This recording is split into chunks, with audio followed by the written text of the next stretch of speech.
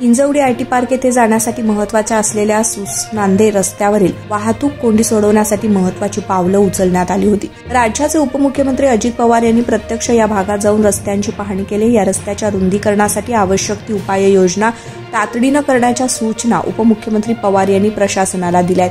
या रस्त्यावर होणारी वाहतुकीची कोंडी सोडवण्यासाठी रस्त्याचं रुंदीकरण करण्याबरोबरच येथील चढउतार, धोकादायक वळणं, मोडतोड होणारी रुंद ठिकाणं यांचा अभ्यास करून वाहन चालकांना या रस्त्यानं ये-जा करताना कमीत कमी त्रास असा होईल याकडे विशेष लक्ष देण्याच्या सूचना उपमुख्यमंत्री अजित पवार यांनी केल्या आहेत। त्यामुळे या रस्त्याच्या रुंदीकरणाचा मार्ग मोकळा झाला असून यामुळे येथील नागरिकांना आणि वाहन चालकांना मोठा दिलासा मिळणार आहे। हिंजवडी आयटी पार्क येथे अनेक कंपन्या आहेत, तेथे कामाला लागणाऱ्या नोकरदारांची संख्या अधिक आहे। आयटी पार्क मधील कंपनींमध्ये जाण्यासाठी नांदे रस्त्याचा महत्त्वाचा मार्ग आहे, मात्र या रस्त्यावर रोज वाहतूक कोंडी होते। परिणामी वाहनांच्या लांबच्या लांब रांगा येथे लागतात। रस्त्याची रुंदी कमी असल्यानं वाहतूक कोंडी देखील सतत पाहायला मिळते। कर्मचाऱ्यांना वेळेत ऑफिसात पोहोचता देखील येत नाही।